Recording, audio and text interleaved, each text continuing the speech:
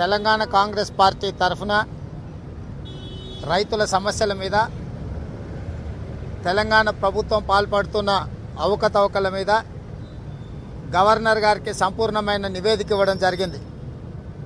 ఇందులో ప్రధానంగా రాష్ట్రంలో రైతులు ఎదుర్కొంటున్న కీలకమైన సమస్యల మీద గవర్నర్ గారికి పూర్తి వివరాలతో కూడుకున్న నివేదిక ఇవ్వడం జరిగింది. ప్రధానంగా వరేసుకునే రైతులకు తెలంగాణ రాష్ట్రంలో కేసీఆర్ గారు ఊరేసుకుంటే మీరు ఊరేసుకొని చావాలి అని చెప్పి కేసీఆర్ గారు ఏదైతే భయపెట్టినరో 24 గంటల ఉచిత విద్యుత్ ఇస్తున్నా, 1 కోటి ఎకరాలకు నీళ్లు ఇస్తున్నా, 2 లక్షల కోట్లు ఖర్చు పెట్టి కాళేశ్వరం కట్టినా అని గొప్పలు చెప్పుకున్న కేసీఆర్ ఇవాళ కష్టపడి రైతులు పండించుకున్న పంట కొనకపోవడం వల్ల వేల కోట్ల రూపాయలు రైతులకు నష్టం జరిగింది.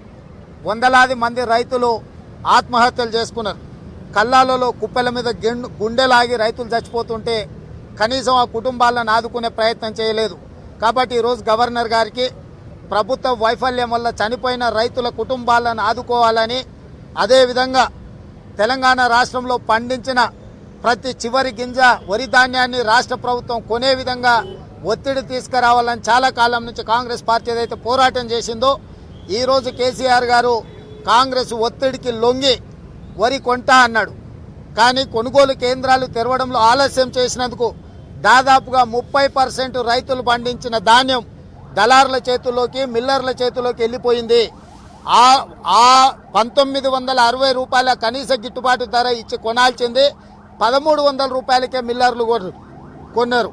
దాదాపుగా రైతులకు 600 రూపాయలకు ఒక క్వింటాల్ లాగా రైతులకు నష్టం జరిగింది. ఇప్పటి వరకు కొనుగోలు చేసిన 30% వరి ధాన్యంలో రైతులకు దగ్గరగా 2000 కోట్ల రూపాయల నష్టం వచ్చింది. కాబట్టి బోనస్ రూపంలో రైతులు ఏదైతే మిల్లర్ల చేతుల మోసపోయినరో, మిల్లర్ల దగ్గర వివరాలు ఉన్నాయి. ఏ రైతు మిల్లర్లకు ఎంత వరి ధాన్యం అమ్ముకున్నాడో మిల్లర్ల దగ్గర వివరాలు ఉన్నాయి. కాబట్టి ఆ రైతులకు తక్షణమే ప్రతి క్వింటాల్కు 600 రూపాయలు అదనంగా రాష్ట్ర ప్రభుత్వం బోనస్ ఇప్పించాల్సిందిగా గవర్నర్ గారికి మేము నివేదిక ఇవ్వడం జరిగింది. ఇప్పుడు కొనుగోలు చేస్తున్న రాష్ట్ర ప్రభుత్వం కొనుగోలు చేస్తా అని చెప్పిన వరి ధాన్యాన్ని కూడా 1960 రూపాయల కనీసం మద్దతు ధర ఖచ్చితంగా రైతులకు చెందే విధంగా చర్యలు తీసుకోవాల్సిందిగా గవర్నర్ గారికి చెప్పినాము. ఇదే కాకుండా 2021 సంవత్సరంలో కేంద్ర ప్రభుత్వం FCI ద్వారా ఈ పౌర సరఫరాల శాఖకు నిధులను కేటాయించి వరి ఏదైతే కొనుగోలు చేసి ఆ వడ్లను మిల్లర్లకు ఇచ్చి మిల్లర్ల ఆ వడ్లను బియ్యంగా మార్చి FCIకి సరఫరా చేయాల్సిన అవసరం ఉండే. ఈ సంవత్సరం మొత్తము మిల్లర్ల సరఫరా చేయకపోవడం వల్ల 8,34,000 మెట్రిక్ టన్నుల బియ్యము మాయమైనాయని చెప్పి నిన్న కేంద్ర మంత్రి కిషన్ రెడ్డి గారు స్పష్టంగా చెప్పడం జరిగింది. 8,34,000 మెట్రిక్ టన్నుల బియ్యం విలువ 2,600 కోట్లు.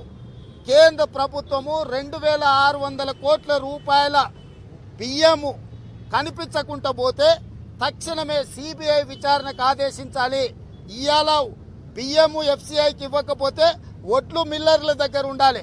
కానీ ఇవాళ FCI అధికారులు మిల్లర్లను పర్యవేక్షించి మిల్లులకు వచ్చి ఇన్స్పెక్షన్ చేస్తే అక్కడ ఒడ్లు లేవు, FCIకి బియ్యం ఇవ్వలేదు.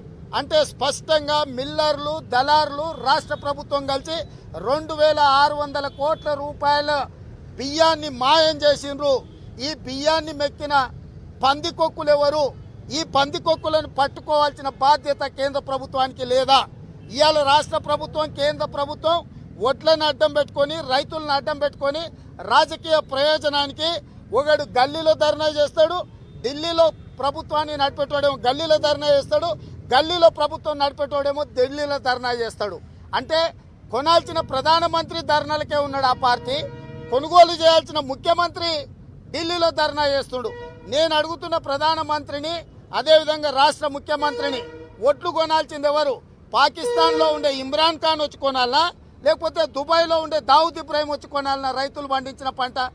మీరిద్దరు కలిసి మీ రాజకీయ పార్టీ ప్రయోజనాలకు, మీ పార్టీలను విస్తరించుకోవడానికి రైతుల జీవితాలతో చెలగాటమాడుతున్నారు. రైతులు నిశితంగా గమనిస్తున్నారు. ఇలాంటి నాటకాలు ఆడి రైతుల చావులకు కారణమైన TRS, BJPని రైతులు నడి బజార్లో ఊరేస్తారు. దానికి కాంగ్రెస్ పార్టీ నాయకత్వం వహిస్తుంది. కాబట్టి ఈరోజు గవర్నర్ గారికి ఇచ్చిన నివేదికలో ప్రధానంగా రైతులకు సంబంధించి మీరు పంట వేయకుండా కేసీఆర్ భయపెట్టడం వల్ల 20 లక్షల ఎకరాలను పడావు పెట్టినరు.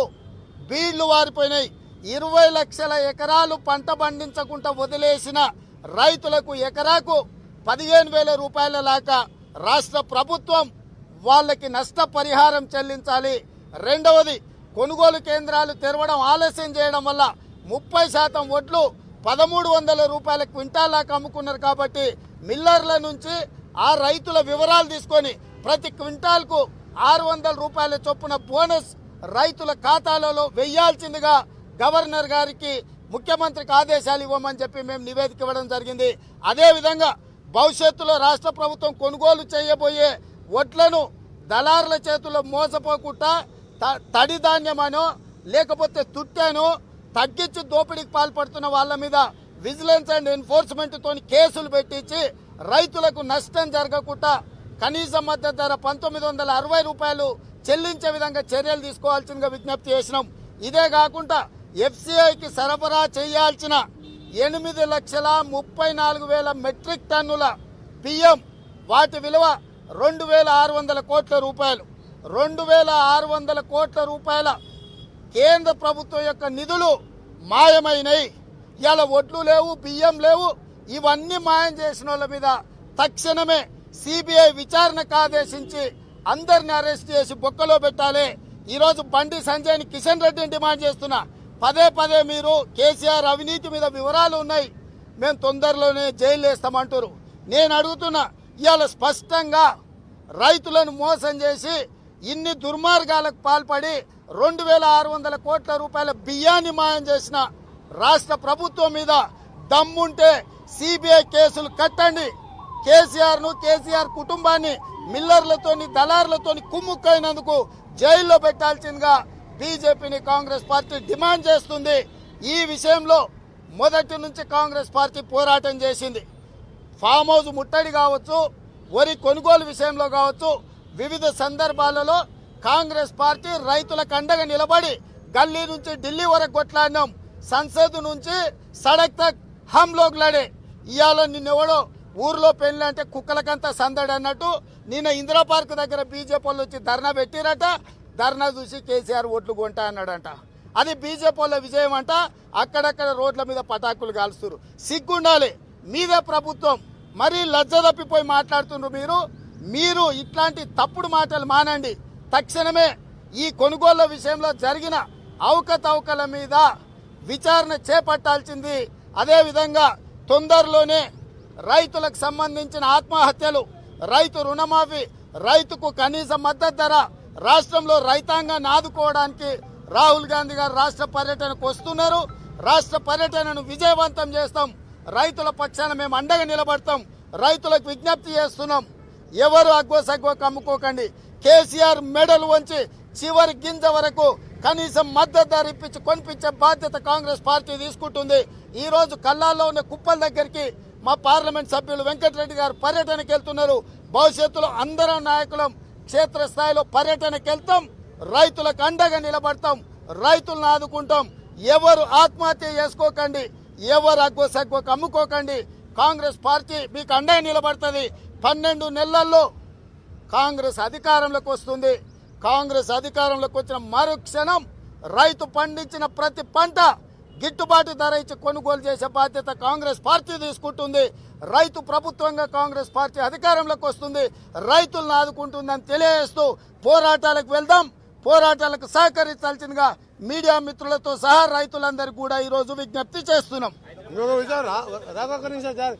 రాబోయే కాంగ్రెస్ ప్రభుత్వంలో కౌలు రైతులకు కూడా రైతు బంధు కానీ రుణమాఫీ కానీ ఇవ్వడం జరుగుతుంది. పక్క రాష్ట్రం ఆంధ్రప్రదేశ్లో కానీ దేశంలో ఎక్కడ రైతులకు సాయం చేసినా కౌలు రైతులకు ప్రాధాన్యత ఇస్తారు. ఎందుకంటే భూస్వాములు, ఉద్యోగస్తులు, వ్యాపారస్తులు ఎవరు కూడా వ్యవసాయం చేయరు. ఆ పేదోనికి 2 ఎకరాలు ఉంటే ఇంకో 6 ఎకరాలు భూస్వామి దగ్గర కౌలు తీసుకుంటాడు. అతివృష్టి వచ్చినా అనావృష్టి వచ్చినా ఏమైనా నష్టం జరిగితే రైతు నష్టపోయేది కౌలు రైతు, ఆత్మహత్య చేసుకునేది కౌలు రైతు. ఏ బుద్ధున్న నాయకుడైనా ముఖ్యమంత్రి అయినా కౌలు రైతులకు న్యాయం చేయాలి. అది ఆ విషయంలో కూడా రాబో కాలంలో కౌలు రైతులకు కూడా ప్రాధాన్యత ఉంటుంది. హాయ్ ఫ్రెండ్స్, మా టుడే టుమారో యూట్యూబ్ ఛానల్ చూస్తున్నందుకు చాలా థ్యాంక్స్. మరిన్ని లేటెస్ట్ వీడియోస్ కోసం వెంటనే సబ్స్క్రైబ్ చేయండి. అలాగే ఈ బెల్ ని కూడా రింగ్ చేసేయండి. మా నోటిఫికేషన్స్ అన్ని మీ మొబైల్లో వస్తాయి. అలాగే మా వీడియోస్ మీకు నచ్చితే లైక్ చేయండి, షేర్ చేయండి, నచ్చకపోతే కామెంట్ చేయండి.